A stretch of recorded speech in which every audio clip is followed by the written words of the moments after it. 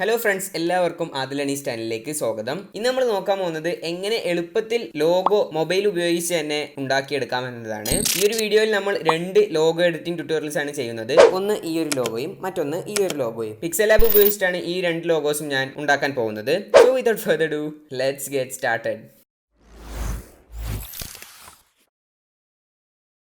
ആദ്യമായി പിക്സലാബ് ഓപ്പൺ ചെയ്യുക. അതിനുശേഷം ഞാനിപ്പോൾ ഇവിടെ ഇമേജിൻ്റെ സൈസ് എന്നത് 1:1 എന്ന റേഷ്യോയിലാണ് വെച്ചിട്ടുള്ളത്. അപ്പോൾ ഇമേജിൻ്റെ സൈസ് നോക്കുന്നതിനായി അടിയിലുള്ള സെറ്റിംഗ്സ് പാനലിൽ നാലാമത്തെ ഓപ്ഷനിൽ പോവുക.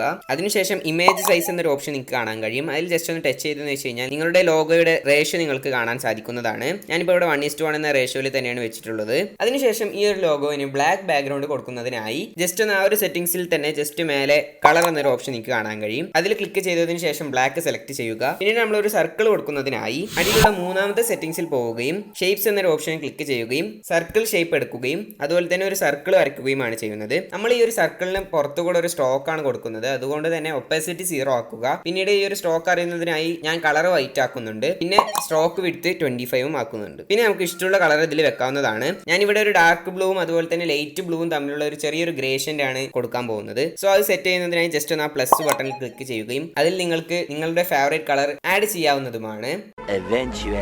സോ ഇവിടെ നമ്മുടെ കളർ റെഡി ആയിട്ടുണ്ട്. അതിനുശേഷം സർക്കിളിന്റെ സൈസ് ഒന്ന് അഡ്ജസ്റ്റ് ചെയ്യുക. കറക്റ്റ് ആയിട്ട് ആ ഒരു സർക്കിൾ ഫ്രെയിമിന്റെ സെന്ററിലോട്ട് വരുന്നതിനായി സെറ്റിംഗ്സിൽ തന്നെ മൂന്നാമത്തെ ഓപ്ഷനിൽ റിലേറ്റീവ് പൊസിഷൻ എന്നൊരു ഓപ്ഷൻ നിങ്ങൾക്ക് കാണാൻ കഴിയും. അത് ജസ്റ്റ് ഒന്ന് ക്ലിക്ക് ചെയ്യുക. അതിനുശേഷം നിങ്ങൾക്ക് നിങ്ങളുടെ സർക്കിളിനെ ഫ്രെയിമിന്റെ കറക്റ്റ് സെന്ററിലോട്ട് ആക്കാൻ സാധിക്കുന്നതാണ്. അപ്പോൾ ഇവിടെ നമ്മുടെ സർക്കിൾ റെഡി ആയിട്ടുണ്ട്. ഇനി നമ്മൾ ഇതിലോട്ട് ഒരു ടെക്സ്റ്റ് ആണ് ആഡ് ചെയ്യുന്നത്. സോ അടിയിലുള്ള രണ്ടാമത്തെ ഓപ്ഷനായ ടെക്സ്റ്റ് എന്ന ഓപ്ഷൻ ക്ലിക്ക് ചെയ്യുക. അതിനുശേഷം ആ ഒരു ടെക്സ്റ്റിൽ ഡബിൾ ടാപ്പ് ചെയ്യുകയാണെങ്കിൽ നിങ്ങൾക്ക് ആ ഒരു ടെക്സ്റ്റ് എഡിറ്റ് ചെയ്യാൻ പറ്റുന്നതാണ്. ഞാനിവിടെ എ എന്നാണ് ടൈപ്പ് ചെയ്യുന്നത്. പിന്നെ ടെക്സ്റ്റിന്റെ സൈസ് ഒന്ന് കുറച്ച് വലുതാക്കി കൊടുക്കുന്നുണ്ട്. അതിനുശേഷം ഞാൻ ടെക്സ്റ്റിന്റെ ഫോണ്ട് ഒന്ന് മാറ്റുകയാണ്. അപ്പോൾ അതിനായിട്ട് ആ സെറ്റിംഗ്സ് പേജിൽ തന്നെ ജസ്റ്റ് ഒന്ന് സ്ക്രോൾ ചെയ്ത് കഴിഞ്ഞാൽ നിങ്ങൾക്ക് ഫോണ്ട് എന്ന ഓപ്ഷൻ കാണാൻ കഴിയുന്നതാണ്. ആ ഒരു ഓപ്ഷനിൽ കയറി കഴിഞ്ഞാൽ നിങ്ങൾക്ക് ധാരാളം ഫോണ്ട്സ് അതിൽ കിട്ടുന്നതായിരിക്കും. ഞാനിവിടെ ഈ ഒരു ഫോണ്ടാണ് എടുക്കുന്നത്. അതിൽ ഇൻബിൽഡ് ആയിട്ട് വരുന്ന ഒരു ഫോണ്ടാണിത്. പിന്നീട് ഞാൻ ഇതിന്റെ സ്പേസിംഗ് ആണ് അഡ്ജസ്റ്റ് ചെയ്യുന്നത്. ജസ്റ്റ് ഒന്ന് -3 ആക്കി കൊടുക്കുന്നുണ്ട്. പിന്നീട് നമ്മൾ നേരത്തെ ചെയ്തു വെച്ച ആ ഒരു ഗ്രേഷ്യന്റ് കളർ ഇതിലും ഒന്ന് ജസ്റ്റ് അപ്ലൈ ചെയ്ത് കൊടുക്കുകയാണ്. അതിനുശേഷം ജസ്റ്റ് ഒന്ന് റിലേറ്റീവ് പൊസിഷനിൽ പോയതിനു ശേഷം കറക്റ്റ് ഒന്ന് സെന്ററിലോട്ട് ആക്കുക. അപ്പോൾ ഈ ഫ്രെയിമിന്റെ കറക്റ്റ് സെന്ററിലാണ് ഈ ഒരു ലോഗോ നിൽക്കുന്നത്. അതിനുശേഷം അടിയിലായിട്ട് വേറൊരു ടെക്സ്റ്റും കൂടിയാണ് ആഡ് ചെയ്യാൻ പോകുന്നത്. സോ അതിനായിട്ട് ജസ്റ്റ് ഒന്ന് ആഡ് ടെക്സ്റ്റ് കൊടുക്കുകയും അതുപോലെ തന്നെ നമ്മുടെ പേര് അതിൽ അടിച്ചു കൊടുക്കുകയും ചെയ്യുക. പിന്നീട് അതിന്റെ ഫോണ്ടാണ് പിക്സലാബിൽ തന്നെ ഇൻബിൽഡ് ആയിട്ട് വരുന്ന ഒരു ഫോണ്ടാണ് ഞാനിപ്പോൾ എടുക്കുന്നത്. ജസ്റ്റ് ആ ഒരു പോസ്റ്ററിന്റെ മേലെ നിങ്ങൾക്ക് കാണാൻ കഴിയും ആ ഒരു ഫോണ്ട്. അപ്പോൾ ഫോണ്ട് എടുത്തതിന് ശേഷം ജസ്റ്റ് ഒന്ന് കളർ റെഡിയാക്കുന്നുണ്ട്. പിന്നീട് ഈ ലെറ്റേഴ്സ് തമ്മിലുള്ള സ്പേസിംഗ് ഒന്ന് കൂട്ടുകയാണ്. അപ്പോൾ ലെറ്റേഴ്സ് തമ്മിലുള്ള ആ ഒരു സ്പേസ് നിങ്ങളുടെ ലോഗോനനുസരിച്ച് നിങ്ങൾ അഡ്ജസ്റ്റ് ചെയ്യുക.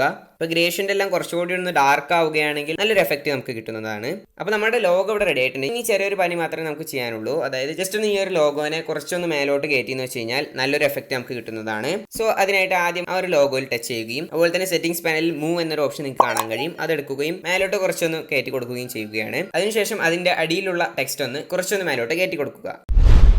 പിന്നെ നമ്മളിതിൽ ചെയ്യേണ്ട ചെറിയൊരു കാര്യം എന്നത് നമ്മുടെ ലോഗോ എന്നത് നമ്മുടെ ടെക്സ്റ്റിനെ കാട്ടിയും കുറച്ചുകൂടി ഒന്ന് വലുതാക്കേണ്ടതുണ്ട്. സോ ഒന്ന് ജസ്റ്റ് വലുതാക്കുന്നത് ജസ്റ്റ് ഒന്ന് ലോഗോ ടച്ച് ചെയ്യുകയും അതുപോലെ തന്നെ ചെറുതായി ഒന്ന് വലുതാക്കി കൊടുക്കുകയും ചെയ്യുകയാണ്.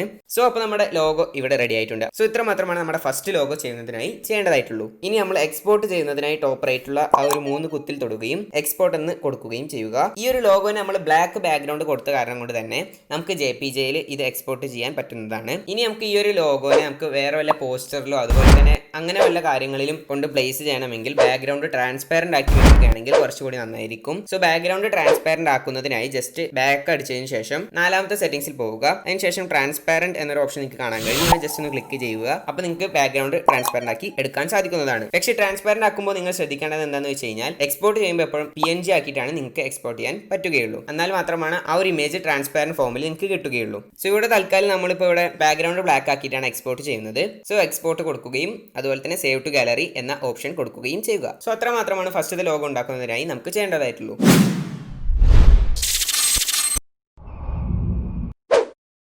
ഈ ഒരു ലോഗോ ഉണ്ടാക്കുന്നതിനായി ഞാൻ ആദ്യം എന്താണ് ചെയ്യണമെന്ന് വെച്ച് കഴിഞ്ഞാൽ ബാക്ക്ഗ്രൗണ്ട് ബ്ലാക്ക് ആക്കുകയാണ്. നമ്മൾ നേരത്തെ ചെയ്ത പോലെ തന്നെ ഇതിലും ബാക്ക്ഗ്രൗണ്ട് ബ്ലാക്ക് ആക്കുകയാണ്. പിന്നീട് നമ്മൾ ഒരു ടെക്സ്റ്റ് ആഡ് ചെയ്യുക. അപ്പോൾ ഞാനിവിടെ എ എന്ന ഒരു ടെക്സ്റ്റ് തന്നെയാണ് ആഡ് ചെയ്യുന്നത്. സോ ആഡ് ചെയ്തതിന് ശേഷം ജസ്റ്റ് ഒന്ന് അതിന്റെ സൈസും കാര്യങ്ങളൊക്കെ ഒന്ന് അഡ്ജസ്റ്റ് ചെയ്യുക. പിന്നീടാണ് നമ്മുടെ ഫോണ്ട്. ഈ ഒരു ലോഗോനെ സ്പെഷ്യലായി തോന്നിപ്പിക്കുന്നത് അതിന്റെ ഫോണ്ട് തന്നെയാണ്. ഈ ഒരു ഫോണ്ടിന്റെ പേര് ഫേക്കൺ എന്നാണ്. ഈ ഒരു ഫോണ്ടിന്റെ ലിങ്ക് ഞാൻ ഡിസ്ക്രിപ്ഷനിൽ കൊടുത്തിട്ടുണ്ട്. ജസ്റ്റ് ഒന്ന് കയറി ഡൗൺലോഡ് ചെയ്യുക. ഡൗൺലോഡ് ചെയ്തതിന് ശേഷം ഈ ഒരു ഫോണ്ട് ഇൻസ്റ്റാൾ ചെയ്യുന്നതിനായി ജസ്റ്റ് നിങ്ങൾക്ക് മൈ ഫോൺസിൽ പോയതിനു ശേഷം നിങ്ങൾക്ക് ഈ ഒരു ഓപ്ഷൻ ക്ലിക്ക് ചെയ്യുകയും അതുപോലെ തന്നെ എവിടെയാണ് നിങ്ങൾ ഡൗൺലോഡ് ചെയ്ത് വെച്ചിട്ടുള്ളത് അത് ജസ്റ്റ് ഒന്ന് ഡയറക്റ്റ് ചെയ്ത് കൊടുക്കുകയും ചെയ്യുക. അപ്പോൾ നിങ്ങൾക്ക് അങ്ങനെ ഇൻസ്റ്റാൾ ചെയ്യാൻ പറ്റുന്നതാണ് ഈ ഒരു ഫോണ്ട്. അപ്പോൾ ആ ഒരു ഫോണ്ട് സെലക്ട് ചെയ്യുകയും കറക്റ്റ് ആയിട്ട് നിങ്ങളുടെ ലോഗോ ഒന്ന് അഡ്ജസ്റ്റ് ചെയ്യുകയും ചെയ്യുക. ജസ്റ്റ് ഒന്ന് റിലേറ്റീവ് പൊസിഷനിൽ പോയിട്ട് ജസ്റ്റ് ഒന്ന് സെന്റർ അലൈൻമെന്റ് ചെയ്യുക. അതിനുശേഷം ഈ ഒരു ലോഗോനെ കുറച്ചൊന്ന് മേലോട്ട് കയറ്റി കൊടുക്കുക. പിന്നീട് ഞാൻ ഇതിന്റെ കളറാണ് അഡ്ജസ്റ്റ് ചെയ്യുന്നത്. ഒരു ചുവപ്പും റോസും തമ്മിൽ ചേർന്ന ഒരു ഗ്രേഷനിലാണ് ഇവിടെ ഞാൻ ഉണ്ടാക്കിയിട്ടുള്ളത്. നിങ്ങൾക്ക് ആ ഒരു ഗ്രേഷന്റെ ഓപ്ഷൻ എടുക്കുകയും അതുപോലെ തന്നെ പ്ലസിൽ ക്ലിക്ക് ചെയ്യുകയും ചെയ്താൽ ഇതുപോലുള്ള കൂടുതൽ കളേഴ്സ് നിങ്ങൾക്ക് ഉണ്ടാക്കിയെടുക്കാൻ സാധിക്കുന്നതാണ്. അപ്പോൾ അങ്ങനെ നമ്മുടെ ലോഗോയുടെ കളർ ഇവിടെ റെഡി ആയിട്ടുണ്ട്. ഇനി നമ്മൾ എന്താണ് ചെയ്യേണ്ടതെന്ന് വെച്ച് കഴിഞ്ഞാൽ കുറച്ചുകൂടി ഈ ഒരു ലോഗോനെ ഭംഗിയാക്കുന്നതിനായി ജസ്റ്റ് ആ ഒരു സെറ്റിംഗ്സ് പാനലിൽ തന്നെ ജസ്റ്റ് ഒന്ന് സ്ക്രോൾ ചെയ്ത് കഴിഞ്ഞാൽ നിങ്ങൾക്ക് ഷെയ്ഡ് എന്നൊരു ഓപ്ഷൻ കാണാൻ കഴിയും. അത് ജസ്റ്റ് ഒന്ന് എനേബിൾ ചെയ്ത് കൊടുക്കുക. അതിനുശേഷം ബ്ലർ റേഡിയസ് ഞാനിപ്പോൾ ഇവിടെ 0 ആണ് വെക്കുന്നത്. നിങ്ങൾ ഏത് ലെറ്റർ ആണോ കൊടുക്കുന്നത് ആ ലെറ്ററിനനുസരിച്ച് ഓഫ്സെറ്റ് എക്സ് അഡ്ജസ്റ്റ് ചെയ്ത് കൊടുക്കുക. Y 0 തന്നെ കിടക്കുന്നതാണ് നല്ലത്. പിന്നീട് നമ്മൾ ഇതിലോട്ട് ഒരു ടെക്സ്റ്റ് ആണ് ആഡ് ചെയ്യുന്നത്. ജസ്റ്റ് ഒന്ന് നമ്മുടെ രണ്ടാമത്തെ ഓപ്ഷൻ എടുക്കുകയും അതുപോലെ തന്നെ ടെക്സ്റ്റ് ആഡ് ചെയ്യുകയും ചെയ്യുക. പിന്നെ ആ ഒരു ടെക്സ്റ്റിന്റെ ഫോണ്ട് ഞാനിപ്പോൾ ഇവിടെ നേരത്തെ നമ്മൾ എടുത്ത അതേ ഫോണ്ട് തന്നെയാണ് എടുത്തിട്ടുള്ളത്. സോ നമ്മൾ ടെക്സ്റ്റ് ആഡ് ചെയ്തിട്ടുണ്ട്. ഇനി കറക്റ്റ് ആ ഒരു ടെക്സ്റ്റിനെ നമ്മൾ ഈ ഒരു രണ്ട് എൻഡിയും കറക്റ്റ് സെൻട്രലായിട്ട് വരുന്ന പോലെ കൊണ്ട് പ്ലേസ് ചെയ്യുക. ഇനി ഈ ഒരു ലോഗോനെ നമുക്ക് ഒരു റൗണ്ടഡ് റെക്ടാങ്കിളിനുള്ളിൽ പ്ലേസ് ചെയ്യുകയാണെങ്കിൽ നമുക്ക് നല്ലൊരു എഫക്റ്റ് കിട്ടുന്നതായിരിക്കും. സോ അതിനായിട്ട് ജസ്റ്റ് ബാക്ക്ഗ്രൗണ്ട് ഒന്ന് ട്രാൻസ്പാരന്റ് ആക്കുന്നുണ്ട്. അതിനുശേഷം മൂന്നാമത്തെ ഓപ്ഷനിൽ പോവുകയും ഷേപ്സ് എന്ന ഓപ്ഷൻ ക്ലിക്ക് ചെയ്യുകയും ഒരു റെക്ടാങ്കിൾ വരയ്ക്കുകയുമാണ് ചെയ്യുന്നത്. അതിനുശേഷം ആ ഒരു റെക്ടാങ്കിളിന്റെ കളർ ബ്ലാക്ക് ആക്കുകയാണ്. പിന്നീട് അതിന്റെ റേഡിയസ് ഞാനിപ്പോൾ ഇവിടെ ഒരു 16 ആണ് വെച്ച് കൊടുക്കുന്നത്. അതിനുശേഷം ആ ഒരു റെക്ടാങ്കിളുടെ സൈസ് ഒന്ന് അഡ്ജസ്റ്റ് ചെയ്ത് കൊടുക്കുക. കറക്റ്റ് ആയിട്ട് നിങ്ങളുടെ ലോഗോ കവർ ചെയ്യുന്നത് പോലെ നിങ്ങൾ അഡ്ജസ്റ്റ് ചെയ്ത് കൊടുക്കുക. പിന്നീടായി നിങ്ങൾക്ക് സെറ്റിംഗ്സ് പാനലിൽ ടു ബാക്ക് എന്നൊരു ഓപ്ഷൻ നിങ്ങൾക്ക് കാണാൻ കഴിയും. ജസ്റ്റ് അതൊന്ന് ക്ലിക്ക് ചെയ്യുക. അപ്പോൾ ഈ ഒരു റൗണ്ടഡ് റെക്ടാങ്കിൾ നമ്മുടെ ലോഗോയുടെ ബാക്കിലോട്ട് പോകുന്നതായിരിക്കും. ഇനി നമ്മൾ നമ്മുടെ ലോഗോയുടെ സൈസ് ഒന്ന് കുറച്ചൊന്ന് ചെറുതാക്കി കൊടുക്കുക. അപ്പോൾ നല്ലൊരു എഫക്റ്റ് നമുക്ക് ഇതിൽ കിട്ടുന്നതായിരിക്കും. റിലേറ്റീവ് പൊസിഷനും മൂവ് എന്ന ഓപ്ഷനും ഉപയോഗിച്ച് നിങ്ങൾക്ക് നിങ്ങളുടെ ലോഗോനെ കറക്റ്റ് ആയിട്ട് ഈ ഒരു ഫ്രെയിമിന്റെ സെന്ററിൽ തന്നെ നിങ്ങൾക്ക് പ്ലേസ് ചെയ്യാൻ പറ്റുന്നതാണ്. സോ അപ്പോൾ അത്രമാത്രമാണ് നമ്മുടെ രണ്ടാമത്തെ ലോഗോ ഉണ്ടാക്കുന്നതിനായി നമുക്ക് ചെയ്യേണ്ടതായിട്ടുള്ളൂ. സോ ഇനി ഈ ഒരു ലോഗോയെ നമ്മൾ എക്സ്പോർട്ട് ചെയ്യുക. ഇനി നമുക്ക് ഈ ഒരു രണ്ട് ലോഗോയും കൂടി വെച്ച് നോക്കാം. സോ അപ്പോൾ അത്രമാത്രമാണ് ഈ രണ്ട് മിനിമൽ ആയിട്ടുള്ള ലോഗോസ് ഉണ്ടാക്കുന്നതിനായി നമുക്ക് ചെയ്യേണ്ടതായിട്ടുള്ളൂ. ഈ ഒരു ട്യൂട്ടോറിയൽ നിങ്ങൾക്ക് തീർച്ചയായിട്ടും മനസ്സിലായി എന്ന് തന്നെ വിചാരിക്കുന്നു. ഈ ഒരു വീഡിയോ ഇഷ്ടമായെങ്കിൽ തീർച്ചയായിട്ടും ലൈക്ക് ചെയ്യുക. ഈ രണ്ട് ലോഗോയിൽ ഏത് ലോഗോ ആണ് നിങ്ങൾക്ക് കൂടുതൽ ഇഷ്ടപ്പെട്ടതെന്ന് തീർച്ചയായിട്ടും കമന്റ് ബോക്സിൽ കമന്റ് ചെയ്യുക. ഇതുപോലുള്ള കൂടുതൽ ട്യൂട്ടോറിയൽസിനായി തീർച്ചയായിട്ടും എൻ്റെ ചാനൽ സബ്സ്ക്രൈബ് ചെയ്യാത്തവരാണെങ്കിൽ സബ്സ്ക്രൈബ് ചെയ്യുക. തൊട്ടടുത്തുള്ള ബെല്ലൈക്കൺ ഒന്ന് എനേബിൾ ചെയ്യുകയാണെങ്കിൽ എൻ്റെ പുതിയ വീഡിയോസ് നിങ്ങൾക്ക് നോട്ടിഫൈ ആവുന്നതായിരിക്കും. സോ അടുത്തൊരു വീഡിയോ വരെ നിങ്ങൾ കണ്ടുകൊണ്ടിരിക്കുന്നത് ആദിൽ അനീസ്. ബൈ.